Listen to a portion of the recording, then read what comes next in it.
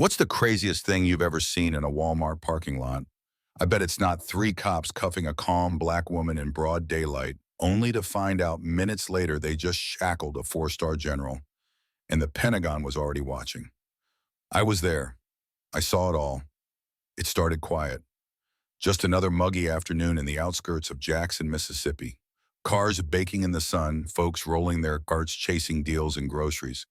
And there she was, Miss Evelyn Ford.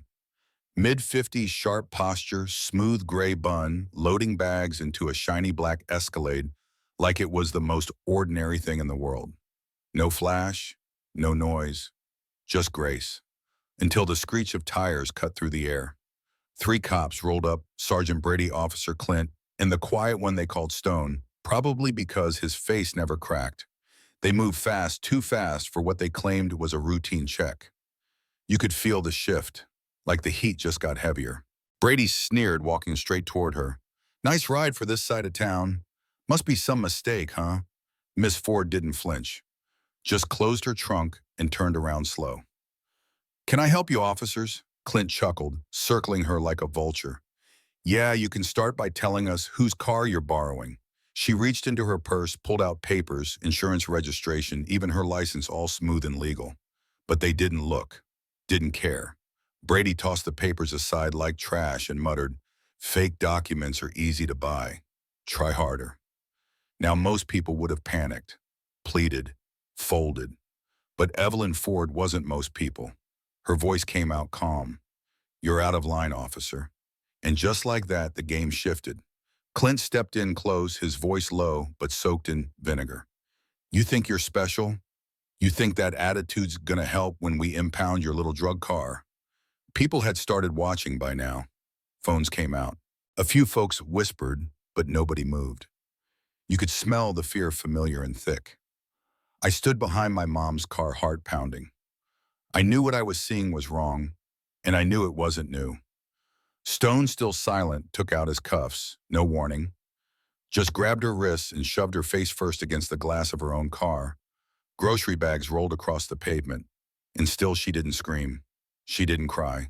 She said 5 words that changed everything. "I need to make a call." Brady laughed. "To who?" Your dealer Evelyn turned her head just enough to glare at him. "No, I'm calling the Pentagon." Now they all laughed, out loud. Clint doubled over. Brady slapped the hood. "Lady, I've seen delusional. But this is Oscar-worthy." But when she reached into her jacket pocket, pulled out a secured black phone and started dialing, the laughter slowed, then stopped. Each button beep felt louder than the last. Then came a voice, clear, crisp and deep. "Yes, General Ford, we are with you." The crowd froze. I swear the wind stopped. Clint stumbled backward, pale. Brady's mouth hung open. Stone actually blinked.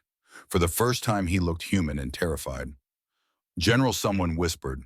That's when Evelyn raised her head, cuffs still cutting her wrists, and said loud enough for everyone to hear, "You just cuffed a general of the United States Army, and you broadcast it live."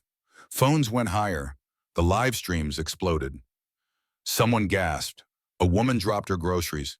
And right then, like the scene had been rehearsed, a Black Hawk thundered across the sky. The roar shook the parking lot. Dust swirled, wrappers flew, and in the chaos, a voice echoed from Evelyn's phone again. "General Ford, reinforcements are en route. Hold your position." That was it.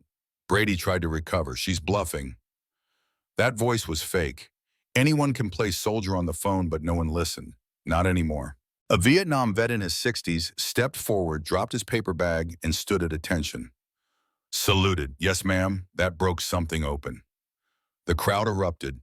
Sophia, the Latina woman who'd been watching quietly, shouted, "They cuffed a general for being black." Her voice cracked but didn't stop. Mark, some college kid with a live stream, screamed into his phone, "Did you all hear that? That was the Pentagon." More helicopters arrived, then Humvees. Military police poured out like something from a war movie.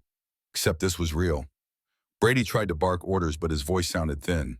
Useless. Stone took a step back. Clint dropped his hand from his weapon and just stared at the ground. The MP commander didn't waste time. "Officers Brady, Clint, and Stone, drop your weapons."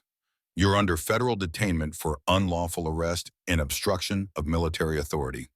Brady shouted, "You can't do this. I run this town." But no one believed that anymore. Especially not the man now kneeling on the pavement, cuffed with the same steel he once used on her. And Evelyn. She just stood there, straight-backed, eyes locked ahead, bleeding from her wrist but unbothered. "You thought you were teaching me a lesson," she said softly.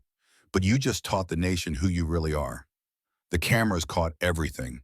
Fox, CNN, even BBC were reporting within the hour.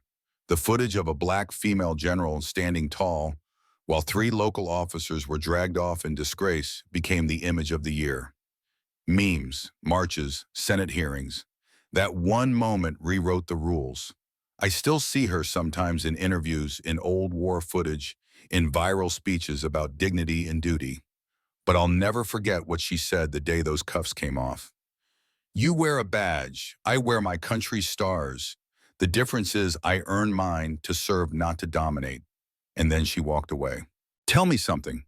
Do you think those cops really didn't know who she was? Or did they just not care because of her skin? Tell me in the comments, have you ever seen someone in power abuse it so badly they ended up buried by their own arrogance? Because that day in Jackson, we all saw the truth, and we'll never unsee it.